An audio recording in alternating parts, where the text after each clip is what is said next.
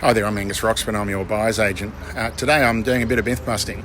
I was having a chat with a fella yesterday about the difference between houses and units as investments, and he's hanging on to this sort of theory, this myth in my mind, that houses are always a better investment than apartments.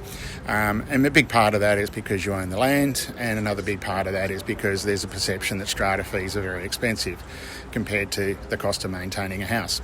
So let's break some myths. Firstly, house price growth in Brisbane over the last 12 months, according to CoreLogic, is 6.8%. And the average gross yield on a house, that's the rental return, is 3.5%. So a combined annual benefit of 10.4%.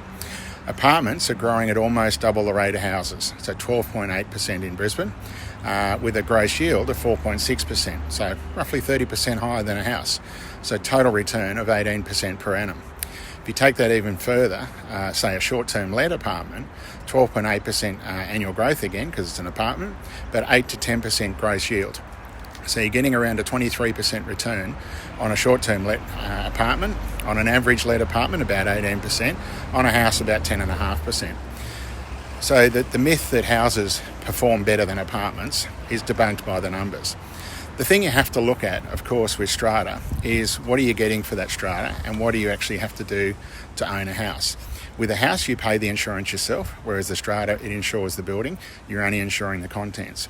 If there's damage to the property, such as a leaking roof, or if there's maintenance, such as painting the property, you might be splitting those costs between 100 owners. So sure, waterproofing a roof on an apartment building might be a couple of $100,000, but if you spread that across a couple of owners, a couple of hundred owners, that's substantially better than if you had to replace a leaking roof on a house, which might cost you $20,000, $30,000 or $40,000. That comes out of your pocket. So when you're thinking about the cost of a strata property and you're comparing that to the cost of a standalone house, you really need to understand what's the net return that you're getting from those two different properties, as well as the capital growth, to really understand which is the better investment. I'm not saying houses are bad investments, they're actually very good investments, and I'm not saying units are good or bad investments, they're very good investments as long as you buy the right ones.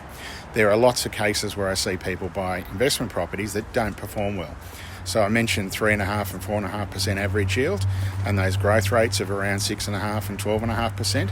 If you buy in a bad area, you'll obviously be down the lower end of the scale. If you buy substantially well, you'll be outperforming those numbers.